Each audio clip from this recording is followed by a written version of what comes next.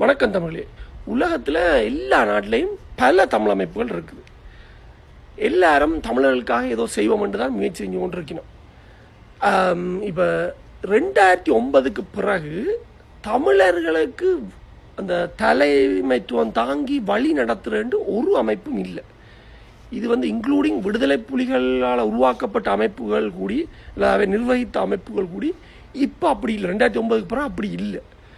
அவையெல்லாம் ஓரளவு ஒரு வரையறுத்த கட்டுப்பாட்டுக்குள்ளே தான் இயங்கி கொண்டிருக்கணும். அந்தந்த நாடுகள் அவை இந்த அரசாங்கங்கள் என்ன சொல்லுதோ அதுகளுக்கு ஏற்ற மாதிரி தான் வழிநடத்தி கொண்டிருக்கணும் தமிழர்களை ஒழிய உண்மையான தமிழர்களுக்கு என்ன வேணுமென்ற அந்த வழிநடத்தல்கள் அந்த தலைமைத்துவம் எடுத்து செய்கிற மாதிரி இல்லை. நான் சொல்கிறேன், உதவி செய்யணும், குரல் எழுப்பினம், அதெல்லாம் உண்மைதான். ஆனால் தமிழனுக்கு தனி நாடு வேணும் என்று அடுத்த கட்டத்துக்கு கொண்டு போகிறதுக்கு ஒருத்தரும் அதை முன் செய்கிற மாதிரி இல்லை. இப்போ இதில் என்னென்னா, இப்போ நாங்கள் எழுவான் தொடங்கினதோ அல்லது நீங்கள் வேறு ஏதாவது தமிழர்களுக்காக உண்டு செய்வோம் என்று செய்யக்கூடிய சில அமைப்புகள் சொல்லுகினோம், நீங்கள் யார் கதைக்கிறது, நீங்கள் யார் தமிழினத்துக்காக கதைக்கிறது, நாங்கள் தானே இருக்கிறோம், நாங்கள் இவ்வளோ காலம் இருக்கிறோம், நீங்கள் கதைக்கக்கூடாது, அப்படியெல்லாம் பெரிய இதுகள் சொல்லுவினோம். சரி, நீங்கள் அப்படி செய்யக்கூடாது, நீங்கள் இப்படித்தான் செய்யணும்.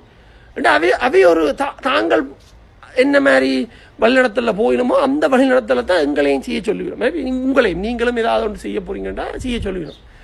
ஆனால் முழு தமிழினமும் புரிஞ்சு கொள்ளணும் உண்டு. 2009க்கு பிறகு தமிழினத்தை வழி நடத்துகிற தலைமைத்துவமான அமைப்பு ஒன்றும் இல்லை.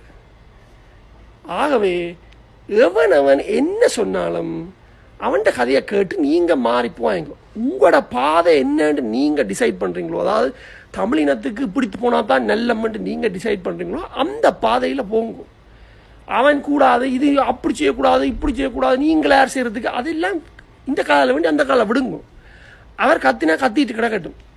ஏன்னா அவர் ஒன்றும் தமிழினத்தின் காப்பி ரைட்ஸ் ஒன்றும் வச்சில்லை. நீங்களும் தமிழன் தான், நானும் தமிழன் தான். நாங்கள் எதுவும் செய்யலாம். தமிழினத்துக்கு நன்மை பயக்கமாட்டா வேற பாதையில் போகணும்னா அந்த வேற பாதையில் போத்தான் வேணும். அவன் சொன்னோம்ல இப்படித்தான் நீங்கள் போகணும், இப்படித்தான் கதைக்கணும், இப்படித்தான் பேப்பரில் எழுதணும், அதெல்லாம் தேவையில்லை. வழங்குதா? இவங்கள் எல்லாம் அந்த ஒரு உண்மையிலே தலைமைத்துவ பண்பு இல்லாதவர்கள். ஏனெண்டா தலைமைத்துவ பண்பு இருந்தால் ஏற்கனவே தலைமைத்துவம் எடுத்து எல்லாம் செஞ்சுருப்பாங்க.